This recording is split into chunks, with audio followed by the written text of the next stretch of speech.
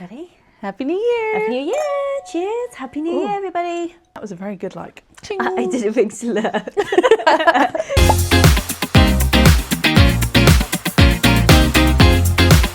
Hello everyone and welcome to Two Girls, One Plot. I'm Darcy. I'm Hannah. And this is our Bookish podcast. Yeah.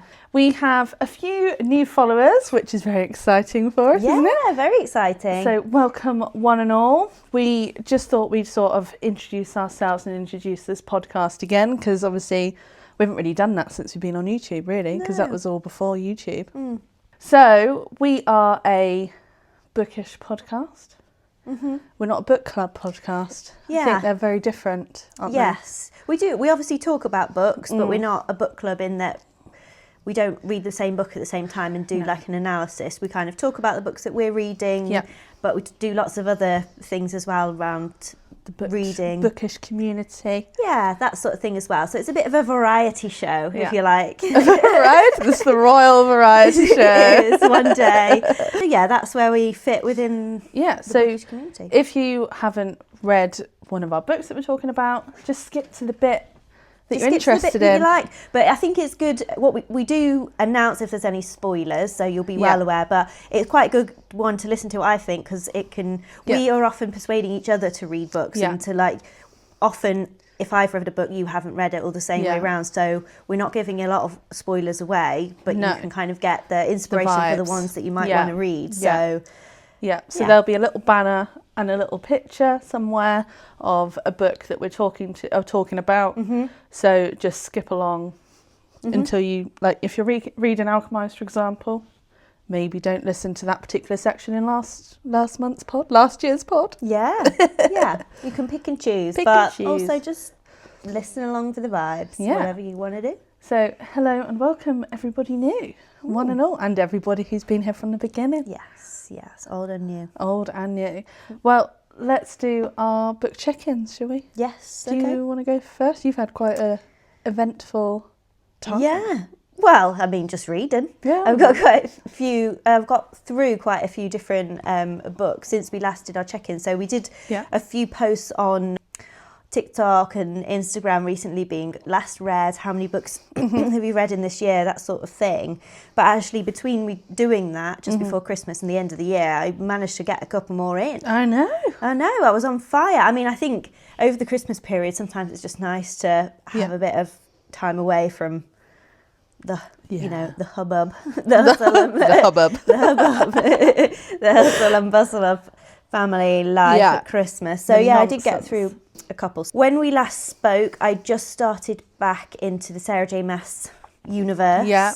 I've read all the ACOTAR ones, so I'd already started earlier last year. I'd already started the Throne of Glass series, come away from it to read a few other different books, and then I'd gone back to it at the very end of last year, literally between Christmas and New Year. And I was at the point where I'd got 60% of the way through Assassin's Blade. So I finished Assassin's Blade, and then I moved on to Crown of Midnight, which is the next one. Moving and grooving. How many are there? And I finished that one, actually. Have you? Yeah, sorry, I'd forgotten. I've actually finished Crown of Midnight, and now I'm on to Heir of Fire. Heir of Fire.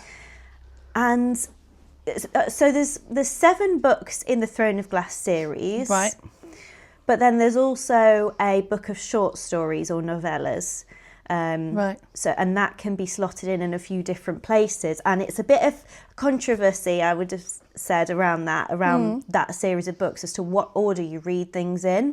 Because there's the chronological order, the order of publishing, or there's a few different people that have got different ideas as to when to read certain books, and Assassin's Blade is one of them that people say to read in different orders. I now have an opinion on when you should read that. Well, actually, my opinion is you should place it based on the type of reader that you are. Okay. So Assassin's Blade gives the backstory to the main character. So it's a series of short stories that all kind of explain how the main character got to where she is, how she developed as a person, her life, as to what happened before she got into the proper Throne of Glass tales. Yeah.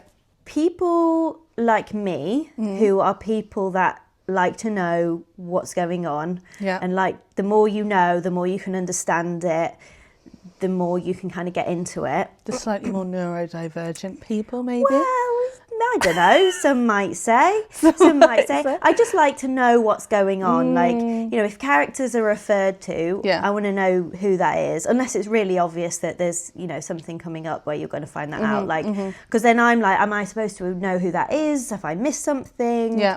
Like, have I forgotten something important? I don't like to kind of, I don't trust the process too much in terms of like, oh, it'll come up eventually. Yeah. So for me, I read Assassin's Blade after the first book. And some people say you should even read Assassin's Blade right at the beginning before reading even Throne of Glass. Yeah, well, some people say that you should read some of those, either Throne of Glass or Crescent City, I can't remember which one, before you read ACOTAR. I think... I've seen people say that as well. Yeah, I think the idea is that you should read Throne of Glass after ACOTAR, but the first series that you could read could be Crescent City or ACOTAR. Right. I think. Right.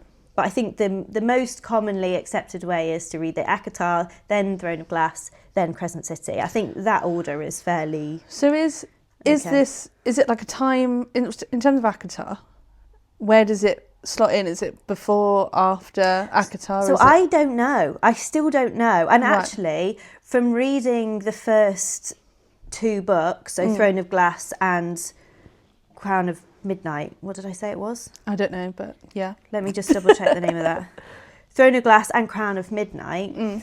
I, up until 90% of the way through Crown of Midnight, was like, how is this even related? Like this could just be a totally different series of books. But it's in the same universe. Well, I was unsure, like, because I don't want to give too much away, but I was unsure. And even having slotted Assassin's Blade into there as well, I was like, how does this all fit in? There's little references to fae, magical things, but it's not like... I'm just imagining it like 1,000 years before. Well, it might be, but I don't know yet. I don't know enough about the timeline. But you've read 3 books out of the 7? I've read... Well, 2 out of the 7 plus the short stories, which is the backstory. Right. It just seems like an awful lot of work. The more I hear about it, the more it puts me off reading it. Yeah, I can understand that because... So going back to the reading order part of it, so as somebody that likes to understand who people are and what's happened, and there's references to those backstories from... basically throughout. Right. So definitely in the second book, which is The Crown of Midnight, there's references to like characters from that Assassin's Blade like backstory. Okay. And places and like her life, like, oh, do you remember when she did this? And like, oh, well, you wouldn't know that because you haven't read the backstory.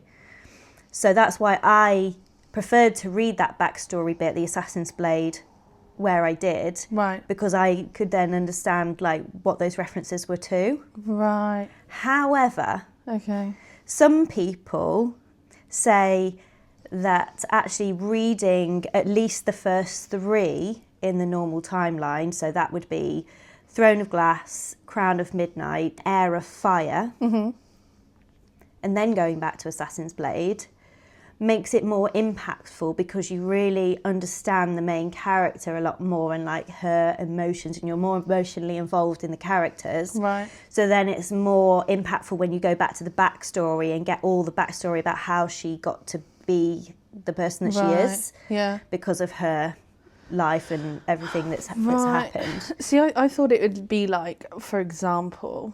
So you've got like the Game of Thrones TV series. Obviously I know there's books and whatever. And then they also released like a prequel TV series. Yeah, okay. I thought that's what this was going to be like. It might be. Honestly, I don't know because it's almost like it's a parallel thing. But it could well be that it's years in the past. Has it got maps? Has it got a map? Yeah, and it's not the same as the same ACOTAR. Map. No. This just seems like an awful lot of work. Well, I was thinking that until I got 90% of the way through Crown of Midnight. Crown of Midnight being the second book in the main series of 7. Yeah. And there was just a couple of lines in there and I was like, hold the phone. Okay. I'm in. Up until there, I was struggling. It's a good story, and it's like, you know, strong female main character, and but it wasn't like really gripping me. And I still had that question in my head of like, how is this related to the ACOTAR series? Yeah. And I still am unsure about that. Like, I think we're years in the past. Yeah. I think this is but I could be wrong about that. I don't know. Right. I really don't know. But I can see now that it is all going to come together. Right. Because there's a much more stronger link into it. Like the sort of fantasy stuff is like now coming into it much more. Okay. Whereas up until then it was more about assassins and like, you know, working for the king, humans. different king, the king and different kingdoms. Magic has been like outlawed and nobody has that. And right, okay. Yeah. But there are hints to it throughout, but it's not the majority of the characters. So you can kind of get an inkling of like, something's happening, something's brewing, something's there. But then it really, like, there's a big twist. Right, okay, so it's worth it. Oh my God, it's worth it. Okay.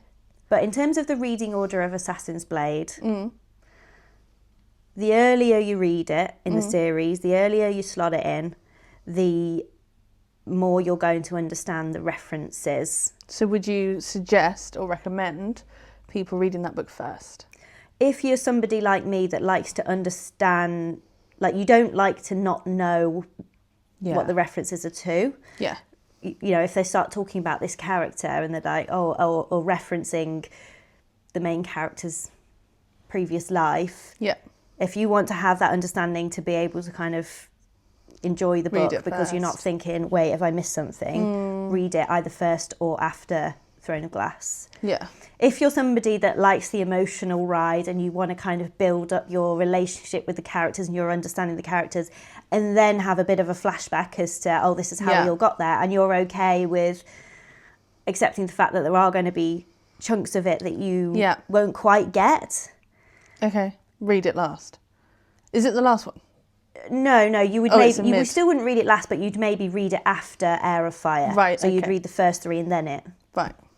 So there's a few different places in which you could slot in Assassin's Blade. So now you're on the third one. I'm on the third one, and this is where it's all kicking off. It's all about to kick off. Basically, she's kind of going to a place that is going to reveal much more of a different side to her, and I think it's going to bring out more of the fantasy magical elements of the story rather than what has been, which is in a magically suppressed land where she is an assassin and it's all about her life working for the king and being an assassin.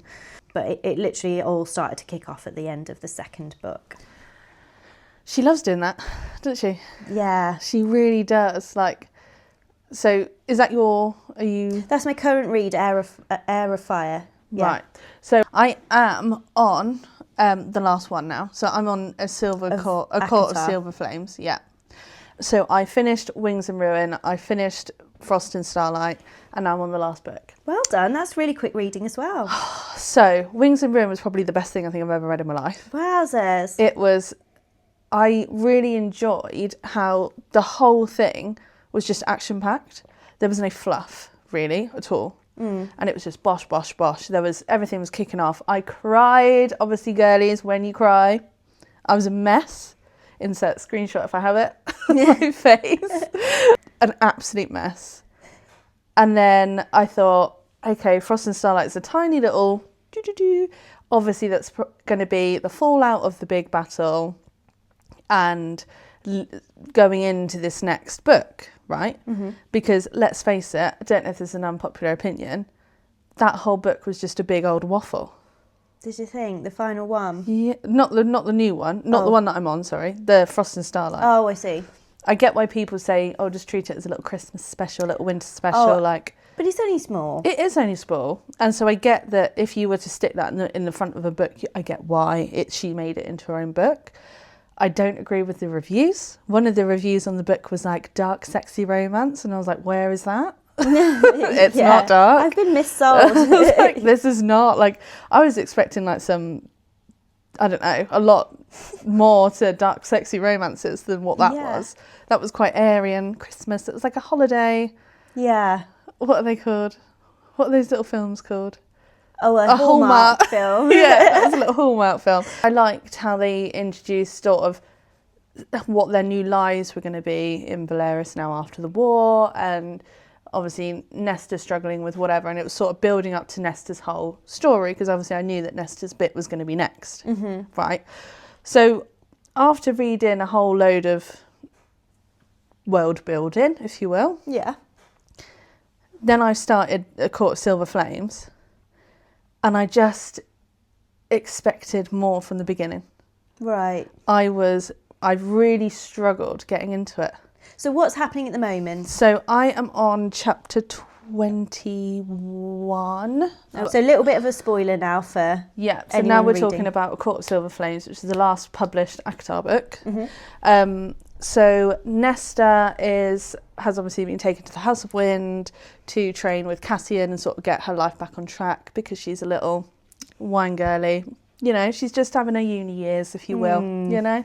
She's a bit of a mess. She was a bit annoying, I must say. I always find her really... I agree. I find her so frustrating. And you're just like, shut up. Yeah. Please. Get a grip.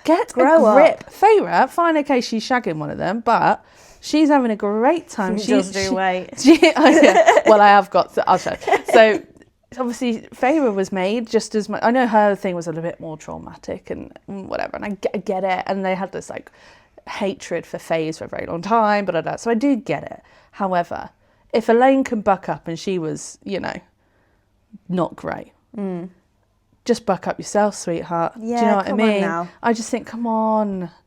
Like... Okay, I get it, but like I just felt very repetitive. I sort of felt like a bit like how you were with Alchemy, so it was quite monotonous and it was very repetitive. In the middle bit, In the middle bit. And this was sort of the same, and it took, I think I got to probably chapter 17 when it sort of went ding. Yeah. And it got a little bit more interesting. She made friends with Gwyneth. Yeah. Gwyneth or Gwen? Oh, Gwyneth or Gwen? She made friends with Gwyneth or Gwen. Gwyneth or Gwen. And I like her. Yeah. I did the same thing that I bloody did. Thought, I have a picture of her in my head. I want to see, because Nesta says something like, you all wear those hoods, so I can't tell who's the same, who each one of them is. From the library, because she was helping Gwyneth with her finding that book for that other lady. And I was like, the hoods. And so I was envisioning like a nun, sort of a nun in our world sort of thing. Oh, really? Right. And then, but remember, my brain is, you know... Well, that's okay. It can be whatever you want. And so then I just went onto the old Pinterest to have a look. Shouldn't have done that, should I? Right. Yeah, should not have done that. Yeah, I saw what something. Did you see? Something to do with her and Ezreal. Okay. I think. Okay. Or her fight. She looked like she was fighting. Don't do it. Do as I say, not as I do. Don't look at Pinterest to look for what these people look like, because you will find spoilers. Yeah, it's hard to avoid them. It's so hard. She's got to the bit now where basically she wants to offer out Cassian training the girls from the library. Yeah. Right. And I think that's really nice. I think Gwyneth will obviously become a larger I'm not sure if it is Gwyneth. Gwen? I don't know, but I think, should we check before we keep talking about Gwyneth? What's her name? Yeah. No, it is Gwyneth, but it says brackets Gwyn, so I think she's known as Gwyn. Okay. Gwyn. We'll call her Gwyn. We'll call her Gwyn. I think Gwyn will become more, you know, of a bigger character within this book. So I'm enjoying it more now. There is the whole Feyre is pregnant. Shock. I did find in Frost and Starlight that a bit icky. Them two together. Being very... Rysand and Feyre. Oh, right. Just sometimes, you know, when you're like, okay, I get it. Yeah. You're done now. You're done now, yeah. Because their story kind of ends, or their story, like their kind of arc comes to a bit of a level out. There was like the bit where they sort of captured Nesta to then take her up to the House of Wind and gave her that ultimatum and whatever. And she was very, like, Nesta, it was like Feyre is crying or something. And I was sitting there going, you've just fought a big battle. You can't stand up to your sister who's been a bitch to you for however many years of your life. Get some perspective. Just get some perspective. I just think, what do you mean, back up? Come on.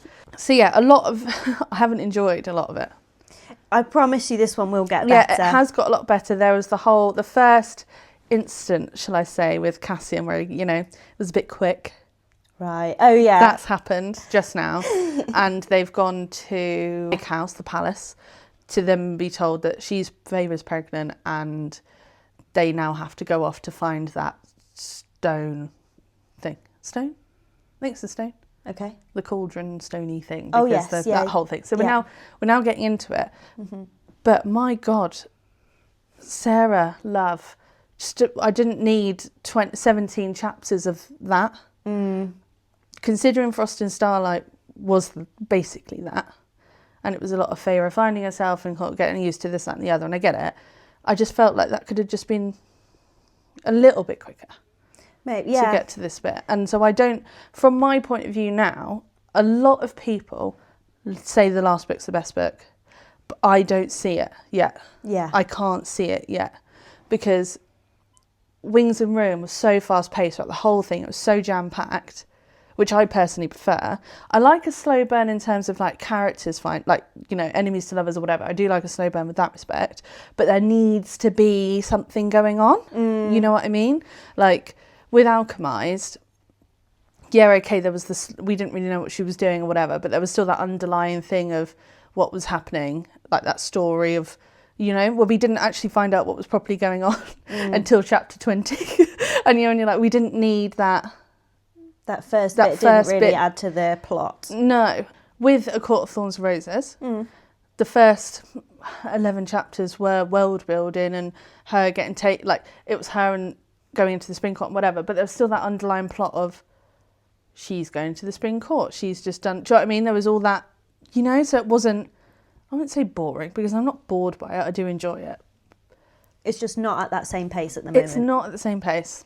Yeah. So I think next episode, we're going to do a deep dive into ACOTAR. Yeah. And the ACOTAR series. So if you don't like that, you don't have to watch it or listen. Yeah, probably be more spoilers for that That one. would, yeah. We're going to go deep dive into the story. We're going to look into fan theories and we're going to rate the books ourselves. And it's going to be a pretty good vibe because I would have finished it by then. Yeah. And then we'll be ready for the 6th book whenever she releases that. Oh, very exciting. Yeah, and hopefully I'm sure watching this back at some point, or for the people that have already read the Throne of Glass series, they're going to be like, oh my God, how do you not know how this all fits in with the whole universe? And it could well be that I have just missed something major, because that's happened before. I think maybe, because what we're going to do with the deep dive is we'll look back onto our episode 1, where we see my predictions, and then we'll see how different they are. So maybe we can do something similar for that. Yeah. For your Throne of Glass stuff. And we can see where we get to. You and I have already spoken this before offline, but I don't think I'm going to hurry to read any more Sarah J. Maas unless it's the ACOTAR one, the next ACOTAR book. I'm going to go on to Fourth Wing. Mm-hmm.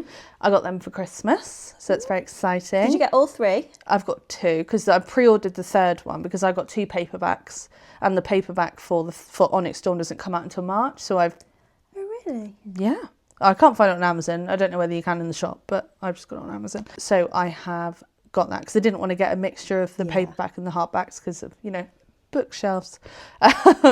So. Yeah, I'm looking forward to going into that, and I think I also want to delve into other authors and just have a break from Sarah for the minute after we've got there, and then maybe next year I'll then go into Throne of Glass or whatever, similar to what you did. Yeah, I did a similar thing, didn't I? Well, that's good progress. I think we've had some very good progress. Yeah, I think I've literally only just started Heir of Fire, so I think I'm about 6% through. So I'm going to keep going with those for now. We're on it.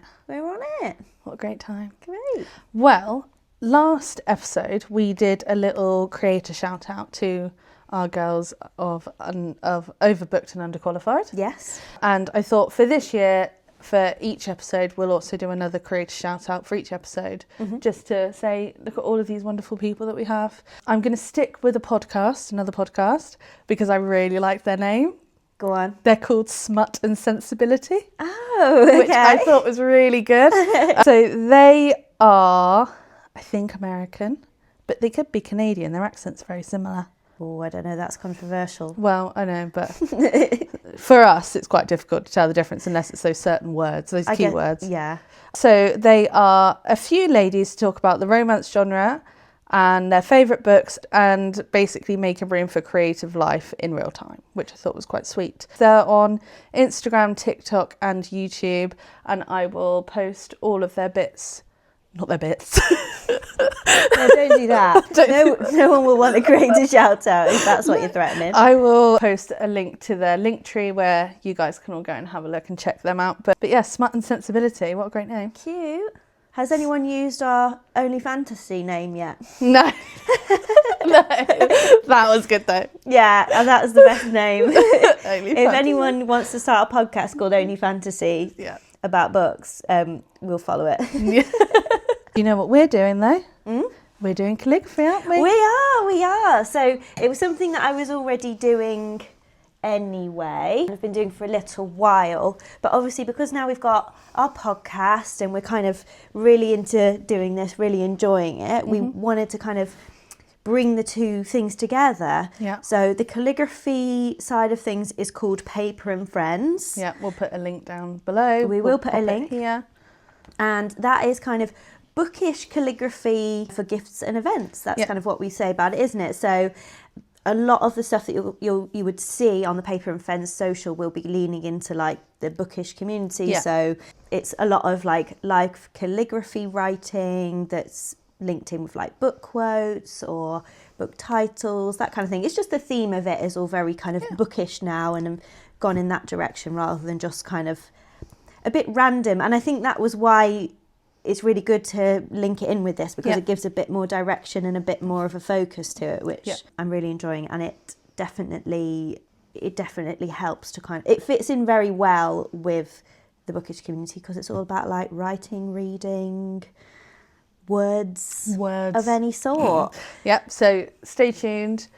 If you follow either of those socials, so either our podcast or the Paper and Friends socials, there'll be a few cross contamination, but that's not what it is. Well, it's the same thing. Cross contamination, cross posting. Hopefully that'll be a little niche for us and another way for us to engage with the bookish community. Right then, so are you ready for another exciting game? I love a game. This game is called Bookish Superpowers. Ooh! Yeah. And we were actually talking a little bit about this earlier today about like superpowers, so I was like, oh, I'm not going to say anything because it might ruin the game. So sorry if you thought I was being a bit off in our conversation. I'll tell you. Basically, I asked, at what stage would Hannah have told me that she had superpowers from when we were going to be friends, like when we started being friends? I said I would have literally told you within straight 2 away. minutes. You're quite a trusting child, aren't you? Why? Well, what if I was a baddie? And then I worked for the government or something, and I did like, I don't know, Stranger Things, where I like got your blood. Well, I would use my superpowers for evil and foil your plans. There we go.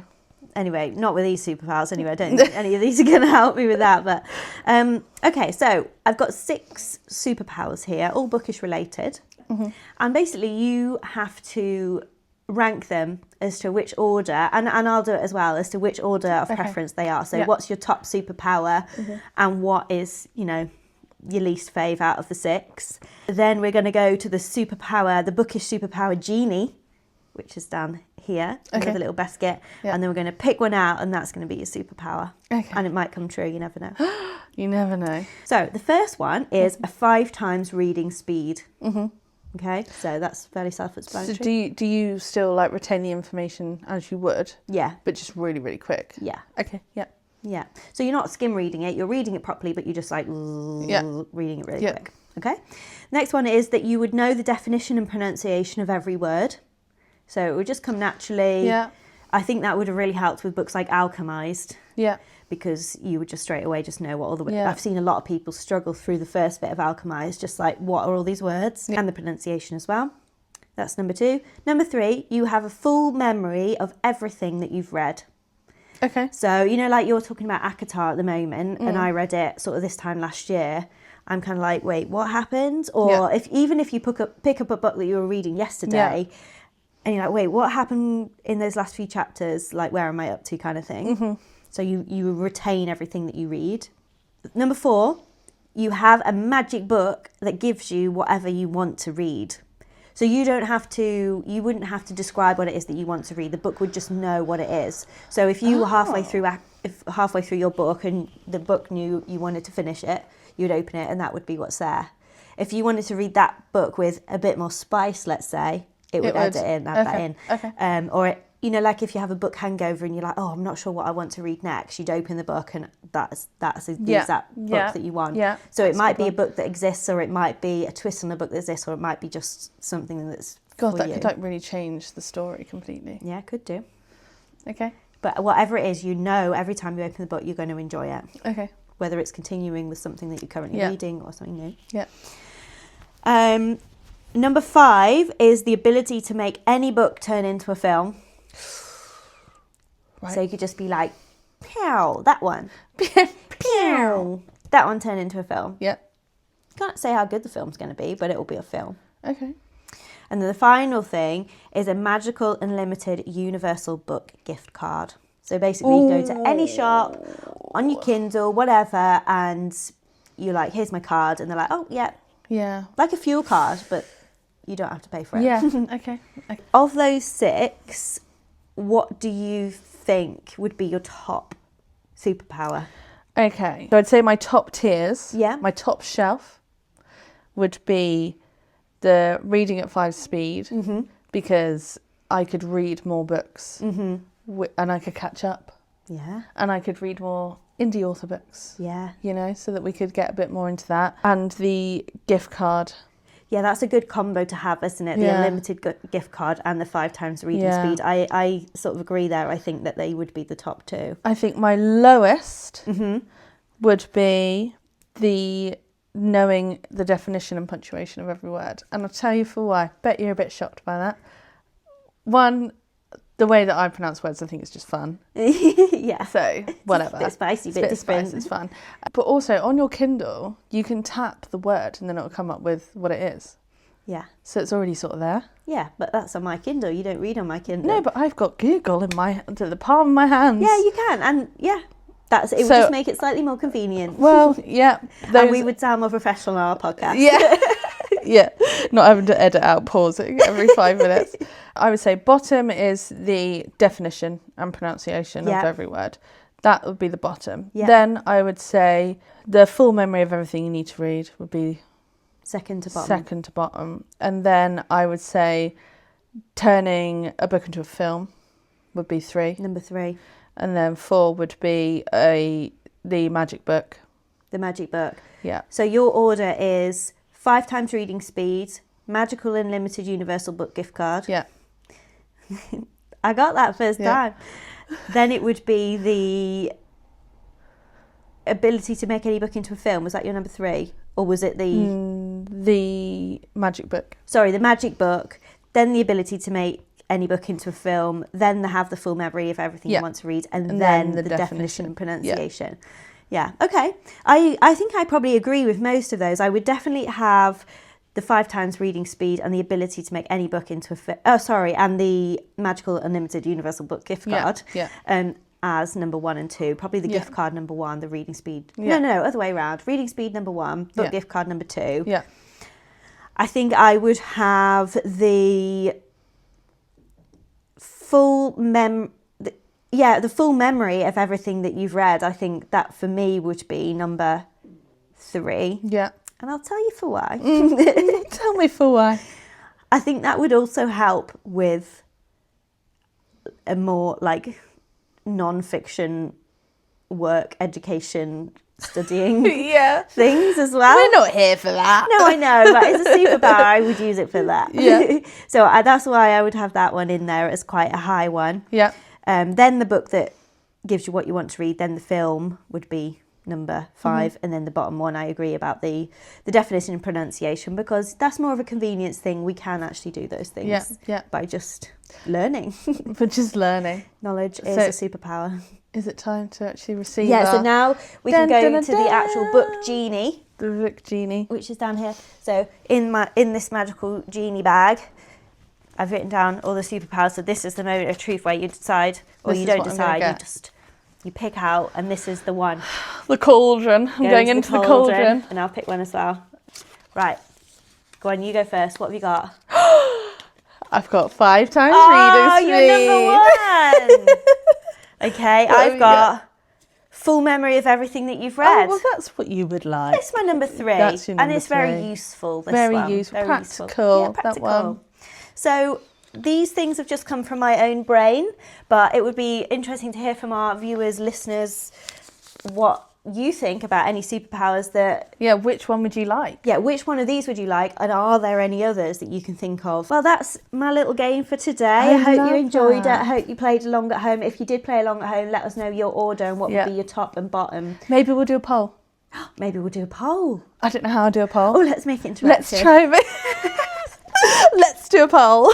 I think I can do polls on Spotify, if you're listening. Not that you would see me pointing at you. And YouTube. I think I can do a poll. Yeah, okay. Let's do polls. So vote in the polls. And then maybe on our next podcast, we can reveal the result of the poll. Yeah, we could maybe do it on Instagram stories as well. Yeah. Maybe. So, shall we have a top up? Oh, yeah, go on then. I thought it would be fun for us to share our opinions of some bookish things. Okay. I think it'd just be good because especially you're not really on Book Talk at the minute.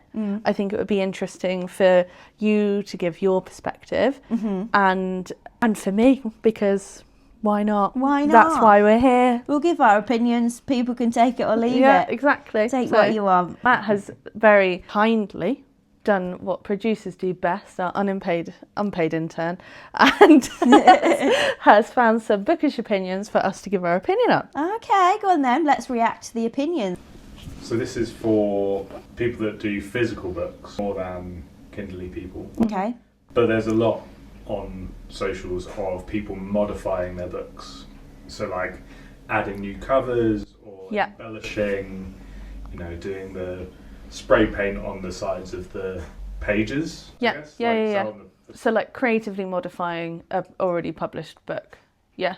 Yeah. Yes. Embellishments and decorations. Yeah. Is it defacing? Is it personalising? I think it is quite scary when you watch the videos because they get a lot of the books, the videos that I've seen, they get a book and they'll just rip off the first and last bit and you're only a bit like, on. And what's the end result? Like, at the end, do you think? A lot of people, I think, okay, so I would never do it because I haven't got the time, the patience or the brain capacity to do that. However, I have seen some very, very good ones that you think, oh yeah, nice. And I think if you've got people that have like aesthetic bookshelves, like us, I do think it is a good thing. And I think it's nice for people to explore their creativity for something that they love. Yeah. But things change like the wind, don't they? What you might like now, you might not like in 5 years' time, and then you've ruined a book. Do you know what you could do? Put it back. Yeah, take it off the bookshelf. Take it off the bookshelf. But you can't then you could like re-gift it, I guess, or like put it to the charity shop. But do you know what I mean? Like, is there an argument that it's wasteful? Seen people do it to like special editions and stuff as well. Yeah, I do think if you're doing it to a special edition, I do think that's quite wild because those books are very highly collectible, and you get people that have like a lot of like a list, like a waiting list for certain books, or like it's sold out. So if you're then not going to actually use it and have it for the special edition that it's already in, why don't you just do it to the regular published version of it? Do you know what I mean? Because then you're taking that opportunity away from somebody who really wanted the special edition and not do anything for it. Yeah. I think, personally, I don't have a major problem with it. No. Because it's a very, like, personal thing. It's like personalising something, and somebody might do something and I think, that doesn't look very good. Yeah. But they really like it, and it is their bookshelf, it's their thing, like, that's fine. Yeah. And then there's stuff that's going to be more widely liked, like people who do it professionally or who are just very talented artistically and do a really good job. Like people, for example, might be a bookbinder by trade, or they just really understand how to do that sort of thing. Maybe they would put a leather cover on a book or something, and they just really nailed it. I think you can really enhance it. But what does it mean to enhance it? Like what one person thinks is enhancing something, somebody else might not think is good. So I think if your intention with it is to like do something that you're going to enjoy more and you're going to get more pleasure out of in terms of like having it on your bookshelf and being proud of it, then do whatever it is, even if it's not something that the next person likes. Yeah, just do whatever makes you happy. Yeah, and people have them as they collect them themselves. Like you can get the stamps, the embossing stamps that is like your personal library and that kind of thing. I think, you got to accept that someone else might not want that after you finish with it. If you wanted to like resell it on or whatever. Yeah. But if the intention is that you're just going to kind of keep that. I've seen a lot of people do like the diamond painting. Oh my God. When they what's it called? They bedazzle it. Bedazzle it. Yeah. Oh my God. I think those are so cool. Yeah. I've seen them in the process. I don't think I've seen a finished one. I don't know if you can actually like read them. Yeah, of course you can. Well, I'd be worried about the diamond. Yeah, they might fall off if they're... I just would want it to be in there. It might work better on a hardcover. Yeah. If it was on a paperback, you'd like a bedazzled. That's pretty cool. But I agree. I do have a tiny issue with the special editions. Like, if you're going to change it, just get the traditional published book. Don't buy the special edition. Do you know what I mean? Like, what's the point in getting a special edition? Yeah. If you're then going to change it anyway. If you know what you're doing and it's not going to ruin the book. Yeah. Like, so all the pages bleed with the ink and you can't read it, for example. That might be an issue because still, I guess you can do whatever you want. Do whatever you want. I don't like the idea of it just getting defaced and not being able to read it as a book. Yeah. Some people are really talented as well, and I like it when because on Etsy you can buy, I think we've mentioned this before, you can buy the sleeves. Yeah. Which I think is a good sort of alternative. Yeah. Probably a less effort alternative, so that you can still have your aesthetic books, but still keep it as the book itself. I think that's a good alternative. Yeah, maybe and you could make those. Yeah, I think that's probably something that if I was going to go down that route, that's what the sleeves. I'd kind of do. Like do something that was you could just change the sleeve and. Yeah. I don't know that I'd trust myself doing especially painting the pages. That seems. Oh my God! Yeah. That seems difficult, but a lot of people do in the actual book. It's slightly different, but highlighting and putting stickers and all that kind of thing. And yeah, what is that called? Like annotations. Oh, annotation readers, isn't it? Like they really go ham on editing, highlighting and putting the little tabs. Yeah, but if you really enjoy doing that and that gives you more. Yeah, I suppose it's not any different, is it really? Then you do you, boo. You do you. Yeah, good. That's the fine thing for me. Go for it. Do it. Do what you got to do. Do what you got to do. No judgment here. A little bit of judgment. What's the next one, Matthew? So, on Amazon storefront, you obviously get recommended. Mm-hmm. Do we ever go for what they recommend? Have you ever tried it? Is the algorithm good enough for you to? I have a technique with this, or I had a technique when I was in the olden days of reading for me, before I got more into this genre of fantasy, romantasy genre. I was kind of skipping around, jumping, doing lots of different types of books. But what I would often do is look at what Goodreads recommended for me and cross-match that with the top sellers from Waterstones, just on their website. So would you then argue that the Goodreads recommendation on the Kindle isn't as accurate as it could be? I think it's, if you know what you like and you are reading a similar sort of genre or a similar sort of book or maybe a similar sorts of authors, that kind of thing, then it can probably recommend you other similar sorts of books. Mm-hmm. However, if you're doing what I'm doing and was doing and trying to figure that all out, and it's it doesn't necessarily know, unless you put in your ratings and reviews and stuff, which you can do, it doesn't necessarily know what you've enjoyed and what you haven't enjoyed, right? Unless you feed that information into it, right? But that's why I thought that doing that cross-matching was a good idea, because it was these are all the things that have been recommended based on what I've read. If I just try and ignore the stuff that I've read and haven't liked, there's never really been anything that I've really disliked, apart from, as we know, the Salt Path. The Salt Path. But I did find that quite good, because then it was Yeah. The current reads. But then the issue with that is that you're always reading the big top sellers by like big published authors a lot of the time, or like I'd quite frequently go into bookshops and like all of the bestsellers would be like, oh my God, I've read all of them. And actually you don't maybe then get to see more of the indie authors and that sort of thing. So I would say I think it is a good to use as a guide for inspiration. Yeah. But you might get a little bit stuck in a similar place if you just use that. So maybe use it as a bit of a starting point. Have a little bit of a hunt around, like, okay, you like these sorts of I'm going to say mainstream, you know, like big selling books. What about like having a little look into smaller authors, growing authors and publishers as well? So a good starting point for inspiration, I think. Is there a good way to look for upcoming or indie authors? Or Instagram, I think, is quite good, really good, and TikTok is really good. Social media is definitely, I mean, we've recently done a little video trying to spotlight indie authors and small authors, and we've had quite a good response about it. But just finding people that do that as well, and, you know, just looking. There's PR socials as well that help push out those books, but so it's social media 100%. I would definitely say social media. If you find creators that like similar sorts of things that you like, or there's some creators that will specialize more in, you know, new upcoming reads or particular genres, so you can like, you know, follow those sorts of because you do have creators that are solely ARC readers. So I think if you're wanting to find those types of authors, you need to follow those influences. And what is an ARC reader?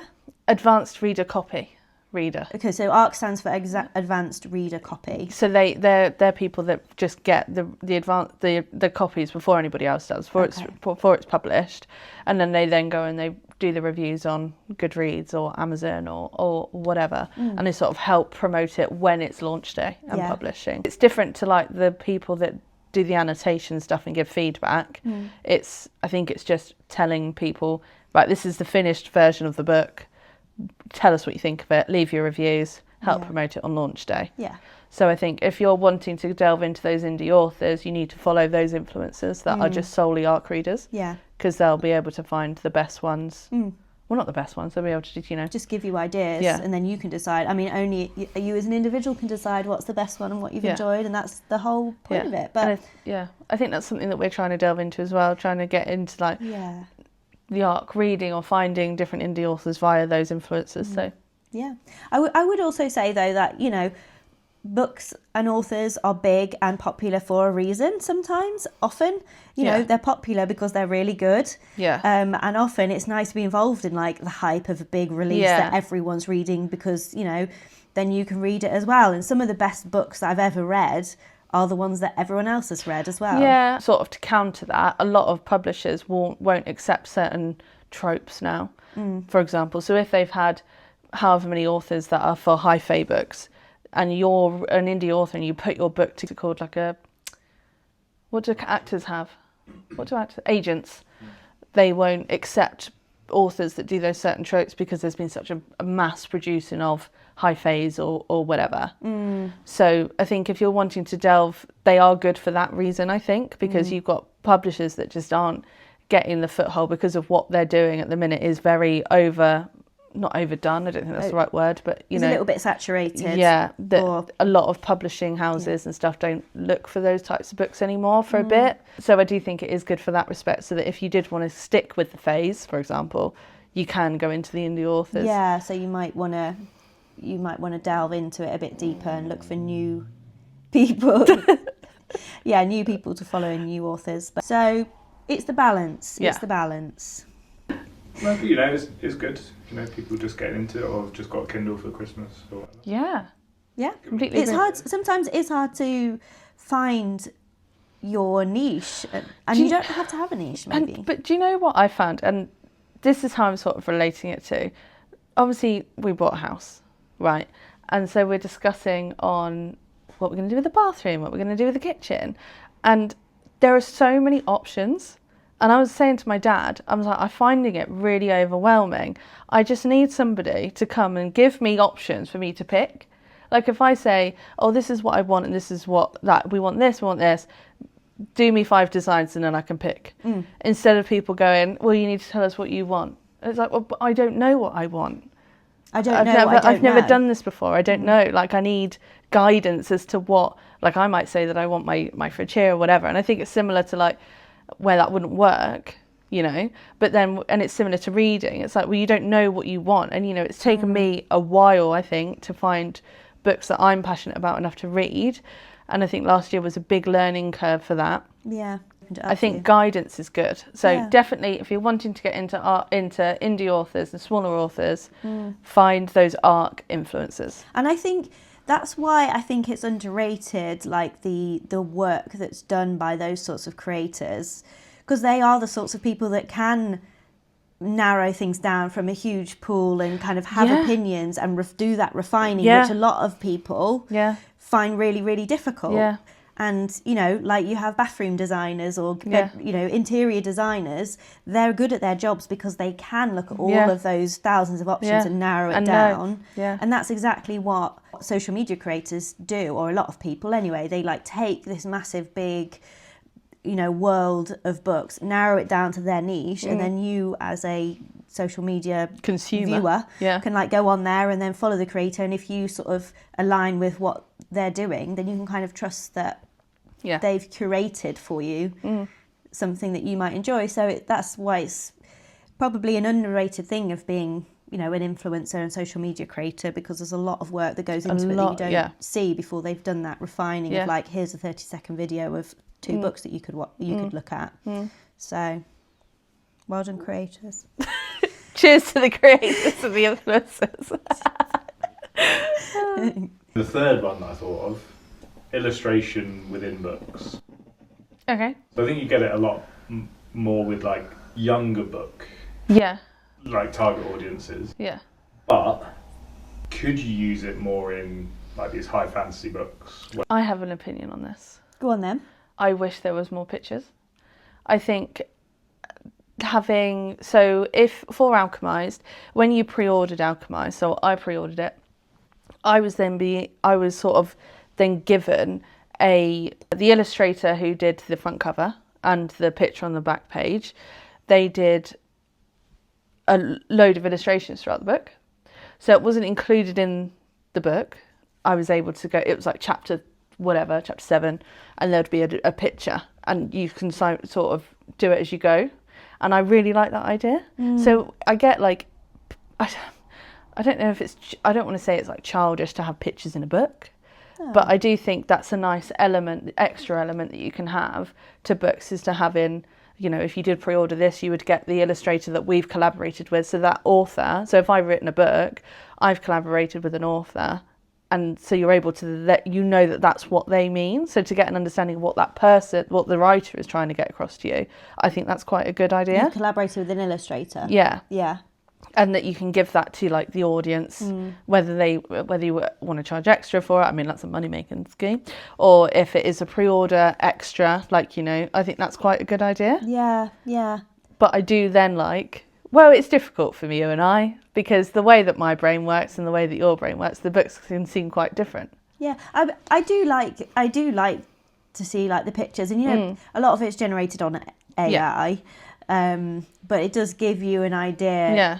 Of like, and sometimes it's like better than how you imagine it in your head, because a lot of for me, a lot of what I imagine in my head is either very literal, like translation of what I think they've written, or sometimes it's like based on like something in reality, like a house that you've been to. Like, for example, you know, before Christmas I read that Merry Bloody Christmas. Yeah. I very much pictured that being in a house of someone that I knew. Yeah. Just because I felt like that was the right sort of setting for it. So, I mean, I quite like seeing a picture. I find it quite helpful, or quite like interesting sometimes to kind of see what that world would be. But I think the benefit of it coming from a collaboration with the author and an illustrator is better, because that they're able to interpret what the author is thinking, and the author's the one that's written the book, so they're the one that knows. Yeah. Whereas all like the kind of AI ones and other people's ones, it's kind of like, it's not come from Sarah herself. I don't know. It is interesting, but sometimes it's like maybe was that actually the intention? It's not verified by the author, if you see what I mean. So it's like... Yeah, and I think, you know, sometimes they're needed. Like, I think with big books like The Alchemist one, it was nice to sort of see what she... like a visualization of what she was sort of portraying in her book. And I think it helped it move... Not helped move the story along, but I think it helped people get like a bigger understanding of the book and the characters, just sort of being able to see what she said that they were like. Do you know what I mean? Yeah. So I like it for those respects. One thing that I do not like is when there's illustration of cartoon characters on the front cover of a book. Yeah. Don't like that.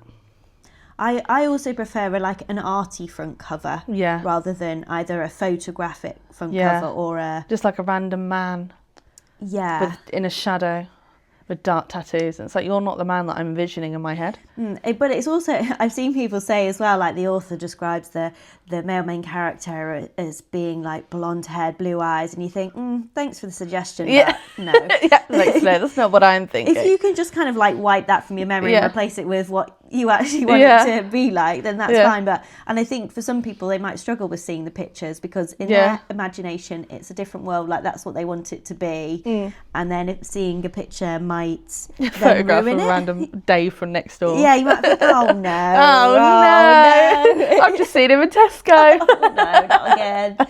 So I think that's a really a difficult one to judge. But on the whole, I think I'm probably more on the side of, sure, let's have some pictures. Because I saw, I didn't pre-order Alchemized, but they did then put those images on social media. Yeah. So I saw them. We've already talked about the dangers of searching for those sorts of pictures on social media because you might then come across spoilers and that sort of thing. So it would be difficult to say like, just look at all the fan art on socials. But so you can do it in a careful way, or perhaps if you've read the book, you could then search it because it wouldn't then necessarily give anything away.